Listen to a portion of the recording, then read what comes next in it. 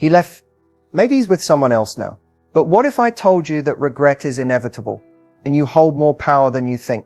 Right now, it might feel like you've lost everything. You're replaying every conversation, wondering what you did wrong and watching him move on like you never mattered. But let me ask you this. If you were so easy to forget, why are you still on his mind? Here's the truth. Most people won't tell you. Men often don't process a breakup right away. They distract themselves. They jump into something new. They chase the temporary to avoid the permanent. But eventually, silence gets loud. Regret creeps in. And the image of the one woman who truly understood him, that's you, becomes unforgettable. You don't need to chase him. You don't need to prove your worth. What you need is to step back and become the version of yourself he never thought he'd lose. Because once he sees you glowing, thriving, and completely out of reach, that's when the regret hits the hardest. This isn't about revenge. It's about resetting the balance. You're not here to beg. You're here to rebuild, to rise, to become so magnetic that even if he's with someone else, he'll feel the emptiness of your absence every time he looks at her. So stay with me, because in the next few minutes, I'm going to show you exactly how to trigger that deep emotional shift inside him. The one that makes him say, "What did I do? Why did I let her go?" Let's begin. Let's get real for a second. And this might sting a little. One of the hardest things to accept is this. He didn't leave because he stopped caring. He left because at some point he stopped feeling something he needed to feel when he was with you. And most women, they rush to fix that by overgiving, over-explaining, overcompensating. But all of that energy just confirms one thing to him. You still don't get it. Here's the harsh truth most women never want to hear. You cannot make someone come back by loving them harder. And that's exactly what keeps so many women stuck. They think if they just show him how much they care, remind him of all the memories, or compete with the new girl he's seeing, he'll snap out of it. But that's not how the male brain works, especially not when it comes to regret. Regret doesn't come from guilt. It comes from absence, from silence, from seeing a version of you he never expected to lose. The more you try to convince him, the less impact you actually have. Why? Because if you're available while he's unavailable, he doesn't feel your value. He only sees your need. Now stay with me here, because this is where things shift. The moment you stop trying to get him back and start becoming the woman who no longer needs to, you change the game. You become a mystery again. And that mystery is what starts to haunt him. He doesn't regret because you sent a long message. He regrets because you didn't. Because your energy disappeared. Your presence, the one he once took for granted, is suddenly gone. And that space, it makes him uncomfortable, curious, pulled. You're about to learn how to use that space to your advantage. And if you're thinking, but what if he's already happy with someone else? Oh, don't worry, we're getting to that too. Because what triggers regret isn't who he's with, it's who he can't replace. Keep watching. You're going to want to hear what's next. It's easy to assume that if he's with someone else, he's moved on, that he's happier, more in love, or has replaced you without looking back. That's a painful thought. But here's something important you might not realize. Just because he's with someone else doesn't mean he's over you. What looks like happiness on the outside isn't always the full picture. A lot of men don't take time to process breakups. Instead, they jump straight into something new, often without fully understanding why. It's not always about love. Sometimes it's about distraction, about avoiding the feelings that come up in silence, about filling the space you used to occupy. Sure, he might be posting pictures. He might even look comfortable, but deep down comparisons happen. It's human nature. He's measuring how this new connection feels, how easy the conversations are, how emotionally safe he feels, how seen and understood he is. And even if he doesn't want to admit it, there's a part of him that's comparing it to what he had with you. He notices the differences, the energy, the little things he used to take for granted. Maybe the way you supported him, or how deeply you understood him when he didn't even have the words. That's the thing about emotional connection. It lingers, and sometimes it takes being with someone else to realize what's missing. Now that doesn't mean he's ready to come back, or that he even knows what he's feeling yet, but it does mean the door isn't as closed as it might seem. The new relationship may be filling the time, but that doesn't mean it's filling the same emotional space. And when he starts feeling that gap, when the excitement fades and the connection doesn't run as deep, that's when you start resurfacing in his mind, quietly, consistently. And that's exactly what we're leaning into next, how to turn that quiet thought into something he can't ignore. Keep watching. There's a point in every breakup when something shifts. Not in him, but in you. And that shift is often the exact thing that starts pulling him back in. It doesn't happen when you try to convince him to come back. It doesn't happen when you reach out, remind him of the good times, or ask if he misses you. It happens when you change the emotional dynamic without saying a word. After a breakup, there's usually an unspoken pattern. One person distances, and the other tries to close the gap. That energy imbalance is what makes one person feel in control, and the other feel powerless. But the emotional shift happens the moment you stop trying to close the gap. The moment you stop waiting, analyzing, wondering what he's doing. The moment your focus turns back inward to yourself, your life, your peace. That change in energy is subtle, but it's powerful. He may not even know why, but something feels different. Your presence no longer feels guaranteed. Your attention is no longer directed at him. You're not reacting the way he expects. And that's when curiosity sets in. What most people don't understand is that attraction isn't just built on looks or history. It's built on emotional experiences. When your energy goes from seeking to self-contained, you create a new experience for him: uncertainty. Uncertainty is uncomfortable, but it's also magnetic. He starts to wonder where you went emotionally, why you're not checking in, if you've met someone, if you're actually letting go. And here's the kicker: even if he's with someone else, he'll feel it. Because the emotional shift isn't about manipulating him. It's about changing how you show up in your own life. When you start valuing your time again, investing in your peace, setting quiet boundaries, and living from a place of self-respect, that's when something inside him starts to respond. He may reach out casually at first, a "Hey, how have you been?" or a random reaction to your story. It might seem small, but those moments are signals. He's testing to see if the version of you he knew is still there, or if you've evolved beyond his reach. And that's exactly where you want to be. Not cold, not closed off, but not waiting either. Just fully in your space, letting your silence speak for you. This is the emotional shift that changes everything. Not because you said the right thing, but because you stopped trying to be chosen and started choosing yourself. In the next section, we're going to talk about what most people get wrong about the no contact rule, and how to use it in a way that's not just strategic, but emotionally healthy for you. Stay with me. This part is key. The no contact rule is everywhere. You've probably heard about it 100 times by now. And yes, it can be incredibly effective when it's done right. But here's the truth. Most people don't talk about, a lot of people are doing no contact completely wrong. And that's why they don't get results. Let's start with what no contact actually is, and what it isn't.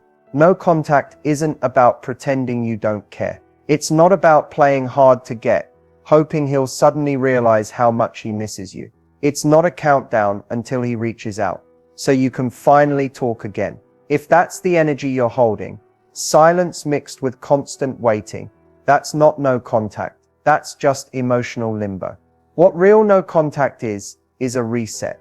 It's about stepping back, not just physically, but emotionally. It's about giving yourself space to actually detach from a dynamic that was draining you, confusing you, or keeping you stuck. It's about putting the focus back on your healing, not his reaction. Here's the biggest mistake most people make. They go into no contact with the expectation that he has to come back, that he's supposed to chase them.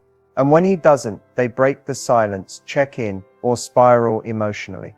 But here's the thing. No contact isn't a strategy to get him back. It's a space where you discover whether or not you even want him back. That shift in mindset changes everything. When you stop viewing silence as a trick, and instead see it as a boundary, you begin to reclaim your emotional power. And ironically, that's often when he starts to notice. Not because you're trying to make him miss you, but because you're no longer participating in the emotional dance. Men are incredibly sensitive to shifts in emotional energy. If you're quiet but still energetically chasing, watching his stories, texting his friends, checking his accounts, he can feel that. It doesn't create space, it keeps him comfortable. But when you actually disconnect, when you start putting your focus back into your life, your joy, your growth, that's when the silence starts to feel real. That's when the absence becomes noticeable. No contact works, not because it pressures him, but because it creates distance where you get stronger, where you gain clarity, and where, if and when he does reach out, you're in a position to respond, not from emotion, but from self-respect.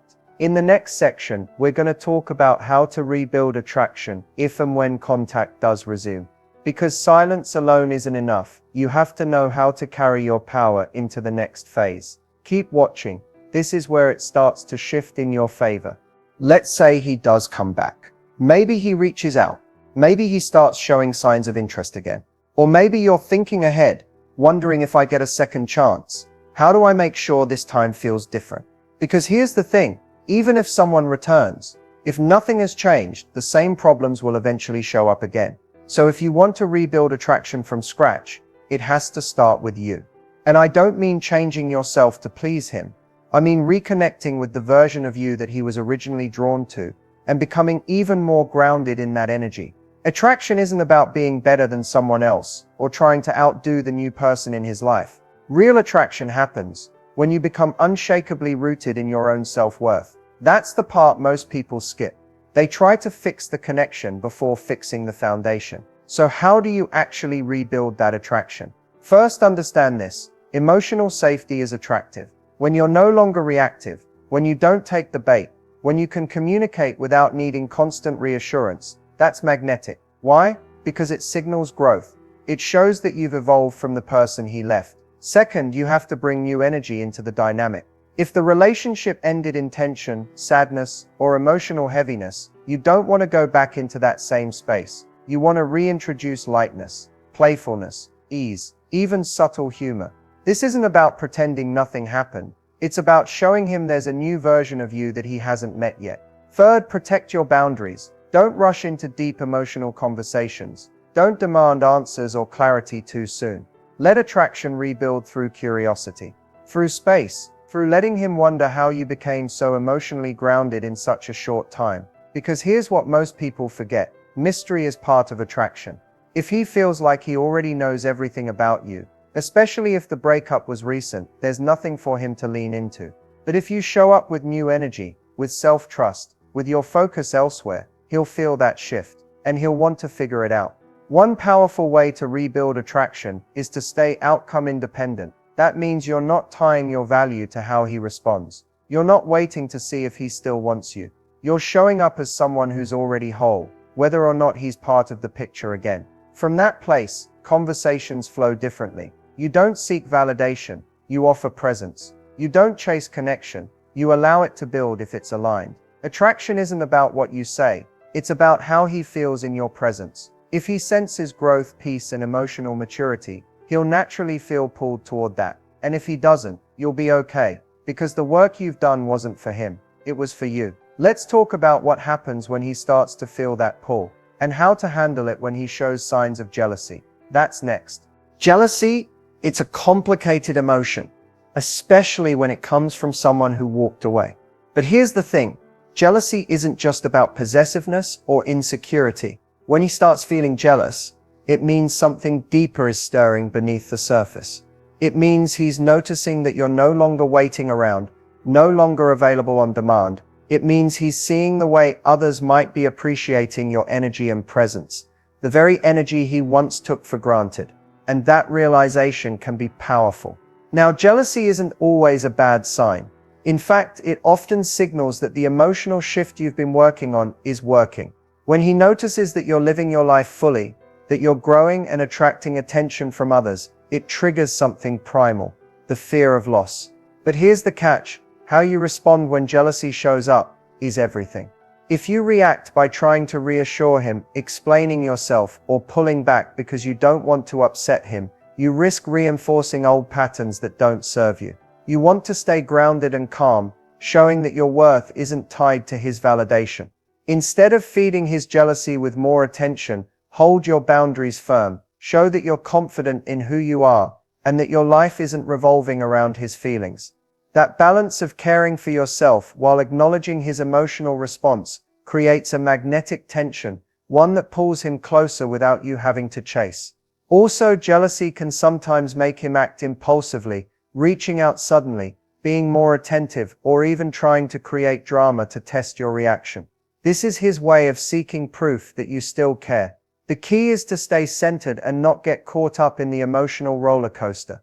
Remember, jealousy is often about his own fears and insecurities, not a reflection of your actions. So the next time you notice him showing signs of jealousy, maybe a like on an old photo, a pointed comment, or a sudden message, resist the urge to over-explain or chase.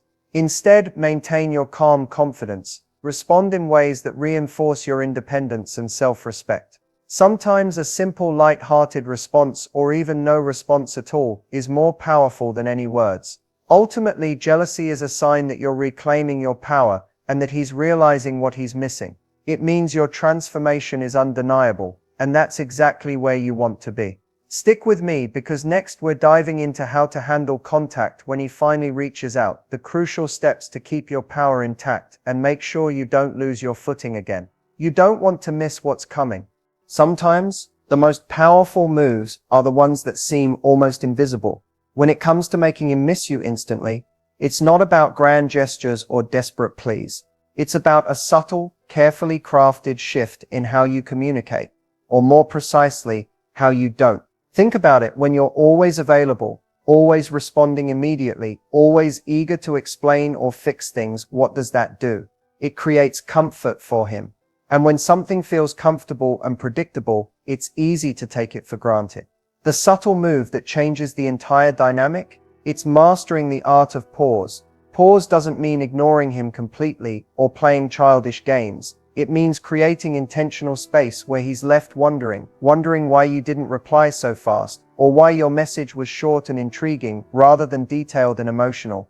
That little gap in communication is like a spark. It jolts him out of autopilot and makes him feel your presence more intensely. Because suddenly, you're not just someone who's there when he wants, you're someone who's thoughtfully holding her own space. Here's why this works. Men naturally respond to challenge and curiosity. When your texts are predictable, there's no mystery.